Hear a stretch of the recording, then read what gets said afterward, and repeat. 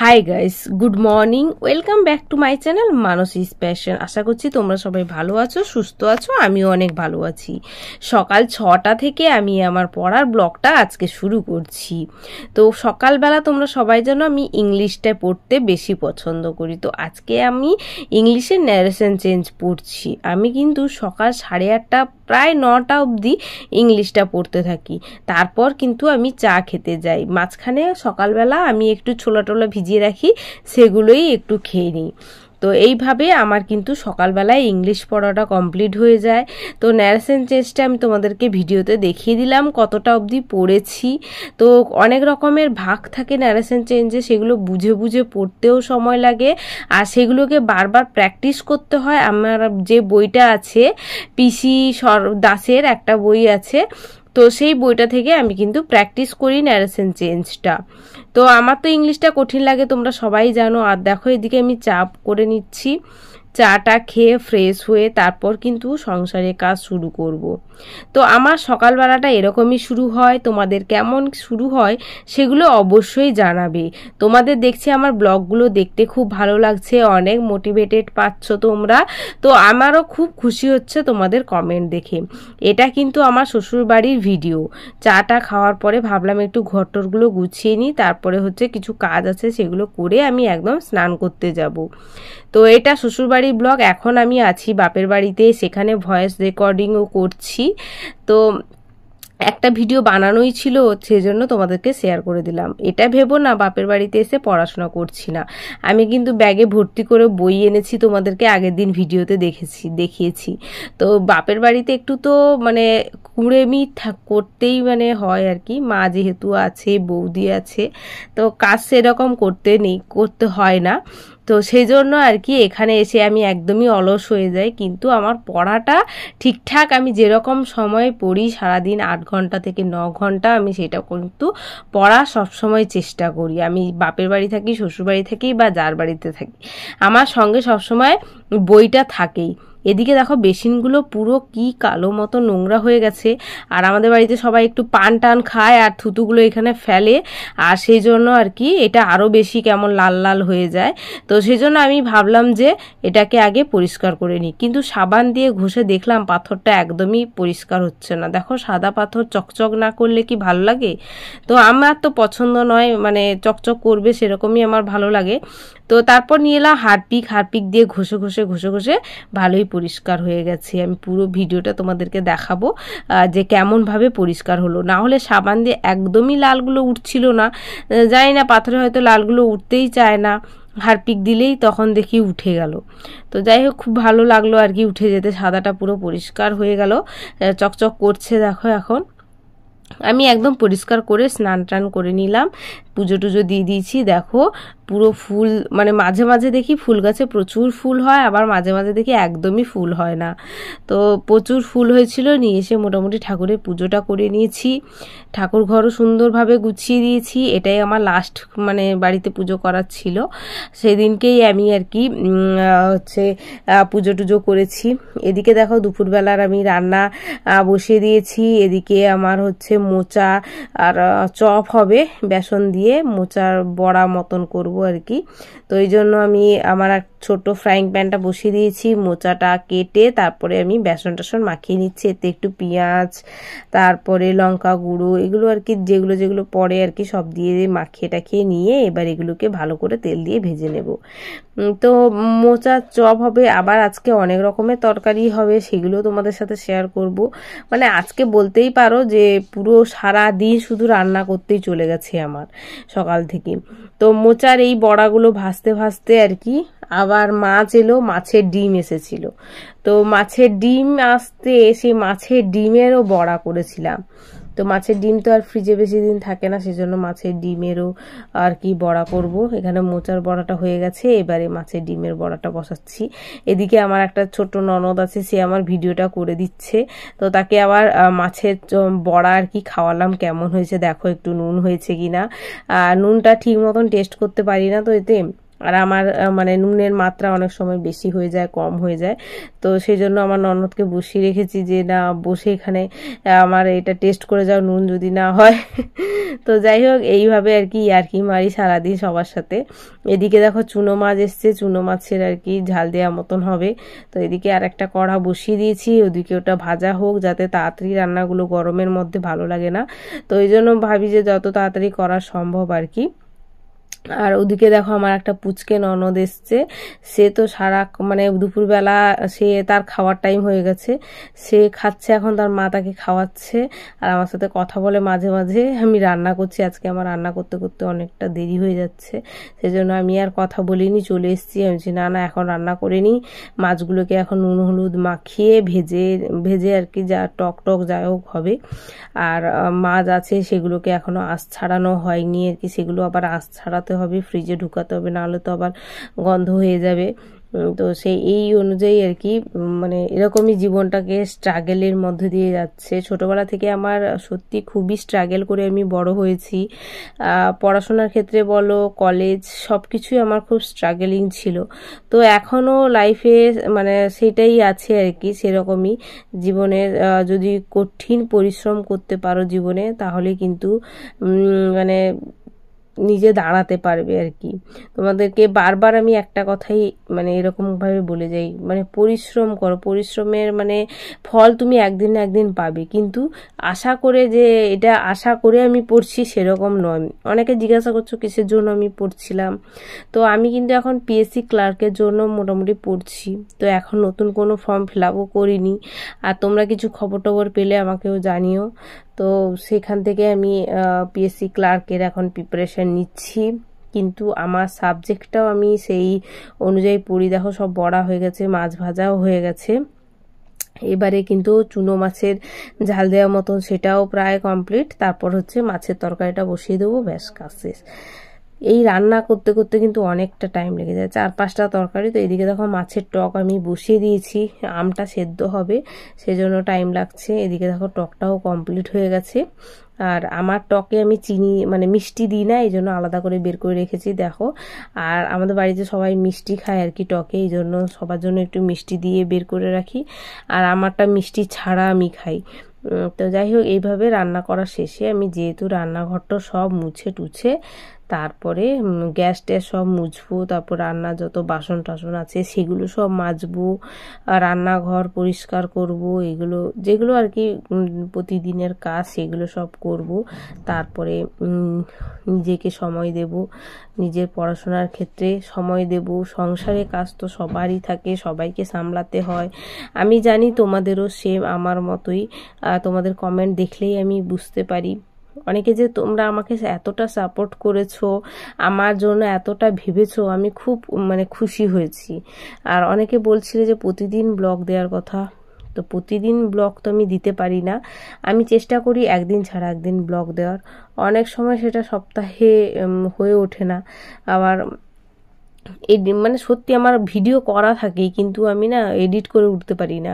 একটা ভিডিও হয়ে যায় 1.5 ঘন্টা 2 ঘন্টার ভিডিও, সেগুলোকে এডিট করে করে করে করে মানে 20 মিনিট 18 মিনিট 17 মিনিটে আনা খুব চাপ। মানে সেগুলোকে সেই ভিডিওগুলোকে বারবার বারবার দেখতে হয়, তাতে মানে আমি পড়ার সময় আর কি এগুলো করতে পারি না।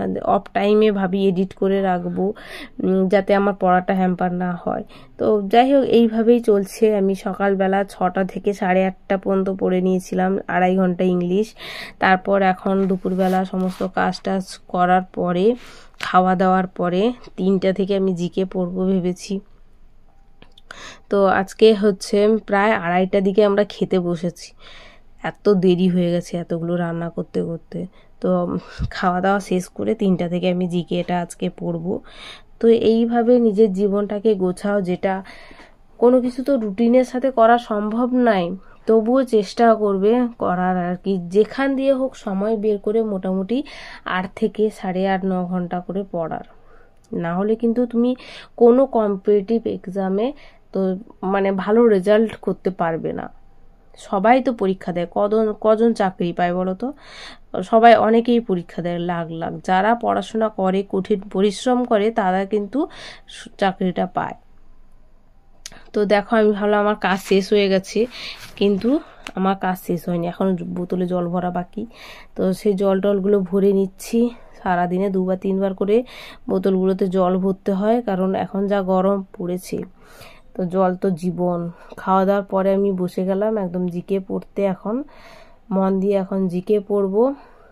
কালকে কিন্তু আমি যাচ্ছি আমার বাবার বাড়ি, তো সেই জন্য আর কি আমি সব কিছু মানে আজ থেকে আমার মনে একটু আনন্দ হচ্ছে যে কালকে যাব বাবার বাড়ি। গেলে আমি এখন বাবার বাড়ি গেলে এখন আমি অনেক দিনই থাকি, তো সেই জন্য আমাকে কয়েকটা বই টই নিতে হবে, প্যাকিং করতে হবে, সেগুলো সব রাতেই করে নেব। কিছুটা গুছানো আছে, তোমরা জানো, আগের ভিডিওতে দেখেছো। আরও সব কিছু গুছিয়ে টুছিয়ে নেব। জিকেটা আমি WBCS এর বইটা থেকে সবসময় পড়ি, তোমরা দেখেছো। না হলে আমি ইউটিউব থেকে সার্চ করে করে একটা চ্যাপ্টারগুলোকে যেগুলো MCQ কোশ্চেন টাইপের প্যাটার্নে কোশ্চেন দেয়, সেই কোশ্চেনগুলো করার চেষ্টা করি।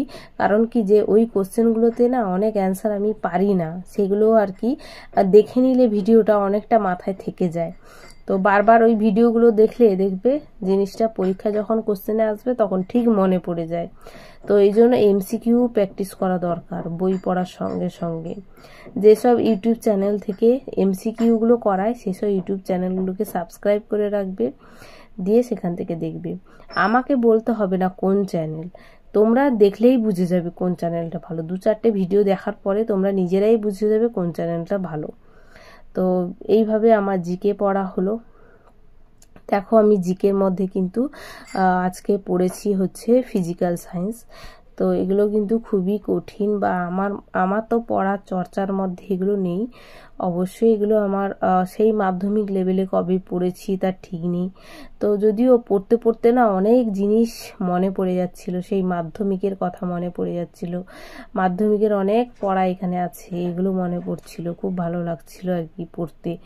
আমার না ছোট থেকে এমনি সায়েন্সের প্রতি একটু বেশি আগ্রহ ছিল, কিন্তু ভাগ্যক্রমে আমি আর্টসে চলে এসেছি এবং আমি জিওগ্রাফি নিয়ে পড়েছি।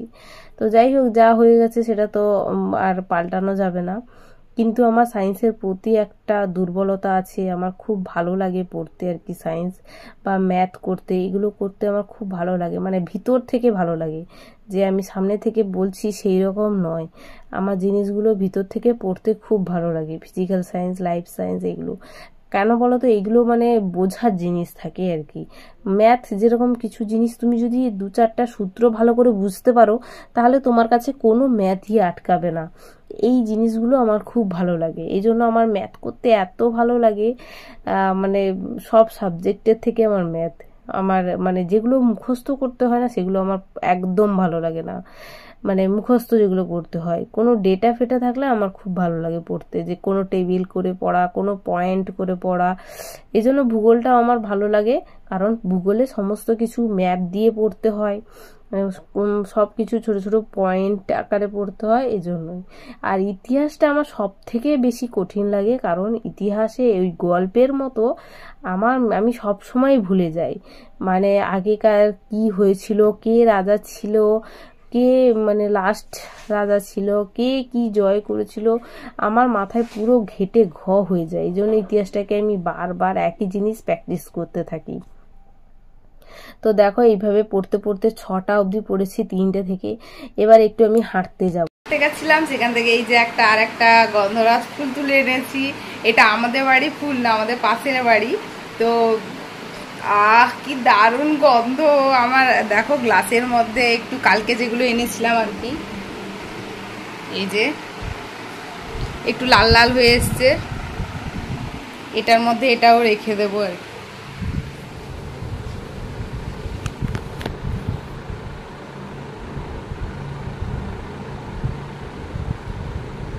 কি দারুণ। দেখো সাইড দিয়ে পুরো রুমটাই গন্ধ হয়ে যায় এদের এত সুন্দর গন্ধ। আমি প্রতিদিন হাঁটতে গেলে আর কি 1-2 করে নিয়ে আসি, দিয়ে এর মধ্যে রেখে দিলে দারুণ গন্ধ হয়। পুরো রুমটায় রুম ফ্রেশনার দিতে হয় না, দারুণ গন্ধ হয়। আর তাছাড়া তোমাদের আমার ব্লগটা কেমন লাগছে অবশ্যই কমেন্ট করে জানিও। আমার নিত্য নতুন ব্লগ এখন তোমরা রেগুলারই পাবে। রেগুলার বলতে একদিন ছাড়া একদিন এরকমই পাবে। তোমাদের কমেন্ট দেখে আমার খুব ভালো লাগছে, আমি খুব হ্যাপি আর কি। তো এইভাবে আমাকে সাপোর্ট করে যেও, বন্ধুদেরকে একটু শেয়ার করে দিও, তাতেই হবে। তো চলো আজকে এখন সন্ধ্যাবেলা আমি হচ্ছে ম্যাথ করব, এখন ম্যাথ প্র্যাকটিস করব একটু চেঞ্জ করে নিয়ে, ব্যাস। আমি হেঁটে হেঁটে আসার পরে একটু মাইন্ডটাকে ফ্রেশ করার জন্য একটু লাল চা খাবো চিনি ছাড়া। তো চিনি ছাড়া চা কিন্তু খুবই উপকার শরীরে, তোমরা সবাই জানো সন্ধ্যেবেলার চিনি ছাড়া চা খেলে কিন্তু মানে শরীরও ভালো থাকে, সব কিছু ভালো থাকে আর কি। তো গ্রিন টি টাইপের আর কি, যেটা লাল চা হয় সেরকম আর কি, সেটা খুব ভালো লাগে। তো এদিকে দেখো আমি চাটা খাওয়ার পরে একদম ম্যাথ করতে বসে গেছি। 7:30 থেকে আজকে ম্যাথ করছি। একটু হেঁটে হেঁটে আসতে আমার 1 ঘন্টা সময় লেগে গেছে। তারপরে আমি এসে একটু চাটা খেয়েছি 7:30 বাজে যখন পড়তে বসি আর কি। তো আমি ভাবছি আজকে তো অনেকটা দেরি হয়ে গেল, জানি না কতটা অঙ্ক করতে পারবো। তো এইটা আমি ভেবে আরও টাইম নষ্ট করিনি। আমি ভেবেছি যে যতটা টাইম হয়েছে হোক, আমার যদি 2 ঘন্টা সময় হাতে থাকে, আমি 2 ঘন্টায় কটা অঙ্ক করে শেষ করতে পারলাম সেটাই আমার কাছে চ্যালেঞ্জ। তো সেই মানে কথা অনুযায়ী কাজ আর কি, আমি একটু সময় নষ্ট না করে, অনেকে কি 7:30 বেজে গেছে থাক আজকে আর করবো না কালকে করব, এরকম মন থেকে যদি একবার দুর্বল হয়ে যাও তাহলে কিন্তু সেই কাজ করতে অনেক পরিশ্রম করতে হবে। মনটাকে আগে শক্ত করতে হবে, তারপর কাজে ঝাঁপিয়ে পড়ো, দেখবে ঠিক উদ্ধার হয়ে যাবে যেই কটা হোক না কেন। তো এইভাবেই আর কি মনে জোর বাড়িয়ে আমি অঙ্কটা করতে বসে গেছি। পড়াশোনা জীবনের শেষ অবধি আমি করতে চাই। আমার মানে এত ভালো লাগে জিনিসগুলো, তো আমি চাই আমার জীবনে শেষ অবধি আর কি আমার কাছে আমার পড়াশোনাটা থাকুক। জানি না কোনোদিন নিজেকে প্রতিষ্ঠিত করতে পারবো কি না, অবশ্যই 100% দিয়েও আমি চেষ্টা করে যাচ্ছি, চেষ্টা আমি করেই যাব। যতই বাধা আসুক, যত বিপত্তি আসুক না কেন, আমি চেষ্টা করেই যাব। এদিকে দেখো আমি রাত্রিবেলা রান্না বান্না করিনি, অঙ্ক করছিলাম। অঙ্ক করতে করতে প্রায় 10:30 বেজে গেছে। 7:30 থেকে 10:30 অবধি অঙ্ক করেছি। আর আমার দেওরকে বলেছিলাম আজকে একটু বিরিয়ানি আনবে, আমি সবাইকে বিরিয়ানি খাওয়াতে চাই।